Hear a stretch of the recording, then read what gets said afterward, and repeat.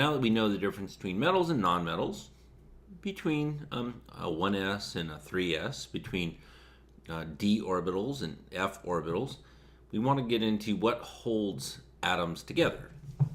So this is all about bond. The three kinds of bonds that we're going to worry about are ionic, polar covalent, nonpolar covalent, pretty much the same thing. And then we're going to worry about some other things, like bonds that hold molecules, not within the molecule, but one molecule to another molecule. So let's concentrate on these three.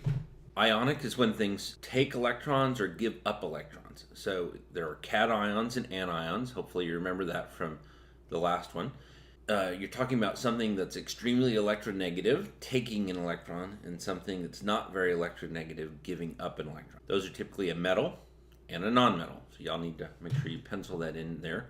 Ionic things are a metal and a nonmetal. Polar covalent things and nonpolar covalent things are where electrons are shared between atoms. The difference is it an equal sharing, as in nonpolar covalent, or is it an unequal sharing? Let me give you an example. My brother Rob is 4 years older than I am.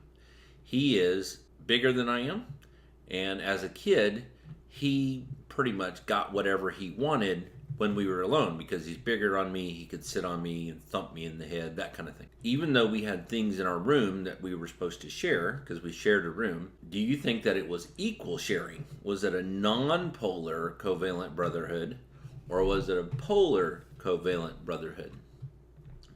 It's going to be polar because it was very unequal. He got it whenever he wanted. Is it because that's the way I wanted it to be? No, it's because he was more electronegative. He was more lustful after the things. He was more, he wanted the things more often. And since he was bigger than I was, he got them. So how do you know whether it's ionic, polar covalent, or non-polar covalent? Like everything up to 0.4 is non-polar covalent, 0.4 to 1.7 is polar covalent, and then greater than 1.7 is ionic. So make sure you know those numbers. So this is just kind of a big overlooking view. You guys may want to get this in your notes, or at least print it off or something like that. It gives you a spatial, meaning laid out for you, view of what all the different kinds of bonds are. We've talked about ionic, and you can see that right in here. We've talked about the covalent, you can see that there. The other three are pretty, or the other three, sorry. The other one is actually pretty easy. Metallic bonds occur between a metal and another metal. Covalent stuff is between a nonmetal and another nonmetal, carbon and oxygen. Ionic is between a metal and a nonmetal. So that's, like sodium and chlorine. This would be like copper and iron, something like that. So those are the three main kinds of bonds. For each type of bond, we can discuss many things. We can discuss the bond length. How long is that bond between them? And if you remember, we talked about ionic size. We talked about atomic radius, and all those things have to do with bond length. Bond energy has to do with how much energy is present in that bond. How much energy would it take, say, to break that bond apart? So that right there is bond energy. Bond polarity is that function that we've already talked about, is what's the difference between electronegativities? Are you a polar or a non-polar bond? We can also talk about its geometry. In other words, if you make a molecule, let's say you make water, well, what shape is that? Is it straight? Is it bent? Those kinds of things. Some molecules occupy kind of a three-dimensional space, and so we'll talk about those more in future podcasts about weird geometries like tetrahedral and things like that. We can also talk about the intramolecular forces. In other words, what are the forces that hold molecules together? These bonds up here are all the types of bonds that occur intramolecular, meaning within a molecule. Intermolecular forces are ones that occur between two molecules. Y'all need to make sure you look up lattice energy so you have some idea what lattice energy is. That should be a definition that you guys look up. Any covalent molecule, so for anything that shares electrons, we want to be able to write Lewis dot diagrams. Okay, Lewis dot diagrams are not hard, but these are some basic rules. I want you to get these steps in your notes so that we can work on them in class together. Figure out how many electrons there are. This is not total electrons, this is valence electrons.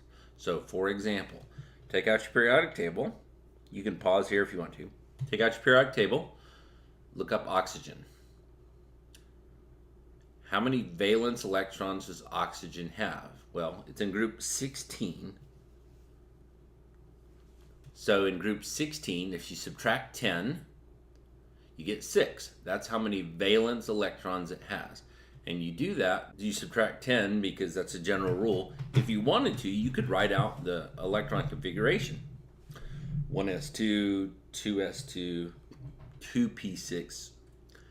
And so how many are in the second energy level? You got 2 in the S, 4 in the P.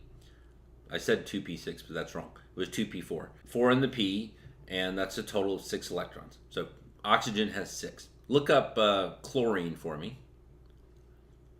Chlorine, Cl, is in group 17. Subtract 10. That means it has 7 valence electrons. Last one, how about sulfur? Sulfur is in group 16. Again, 6 electrons. Not really the last one. This will be the last one. What about silicon? Silicon, Si. Silicon's in group 14, and so it has 4 valence electrons. So what you need to do in these steps is, for each element, figure out how many valence electrons there are and add them up. So in a molecule of water, H2O, how many electrons are there? Hydrogen has 1, and there are 2 hydrogens, so that's 2 electrons. Oxygen has 6, so that's a total of 8. Then these other steps we'll practice in class, and we'll do this very, very quickly, and you will just become an expert at it.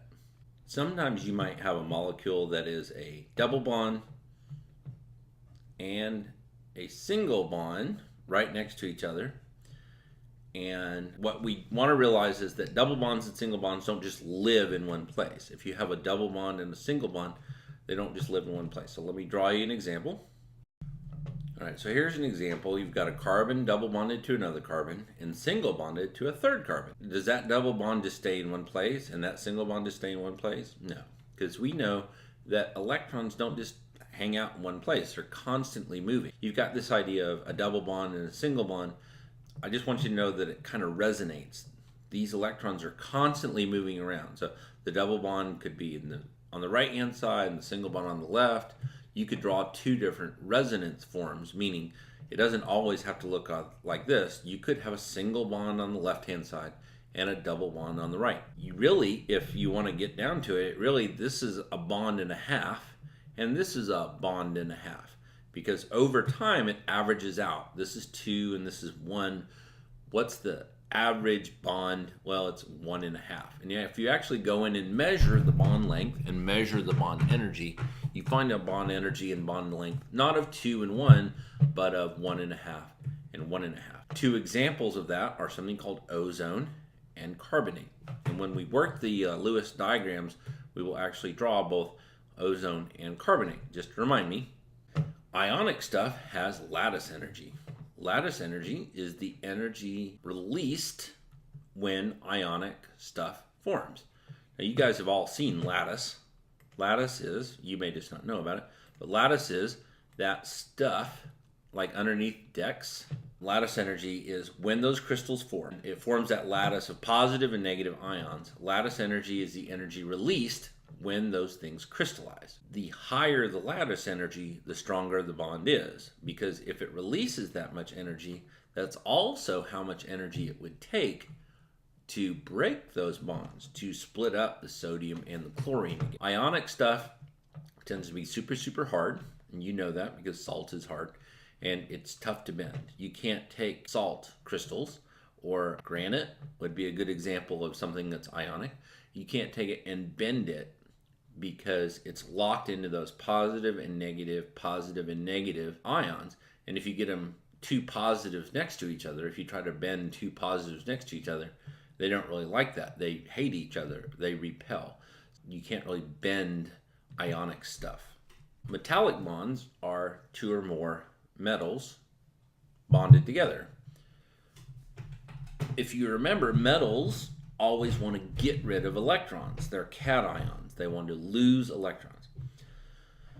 Those electrons that it holds on its outermost surface, those valence electrons, no one wants them, because if you get a bunch of metals together, it's like a bunch of Girl Scouts getting together trying to sell each other cookies. Everybody's got cookies to sell. No one wants to buy them. Metals are the same way. Everybody's got electrons around them.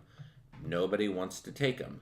So when I say it's a sea of electrons, really it is. It's a pile of loosely held electrons that no one's really looking out for. And because it has this pile of electrons, those electrons act as a lubricant, okay, because they're not tightly held. So these electrons allow the atoms to slip past each other. Therefore, they're malleable, meaning you can beat them into thin sheets, okay? They're flexible. They're ductile, meaning you can push them through a hole and draw it to form a wire. Not draw it with a pencil, but pull it out of that hole and you'll form wire. And that's actually how they make wire, is they take metal and they draw it through a die, which is a metal plate with a small hole in it, and that's how you make wire.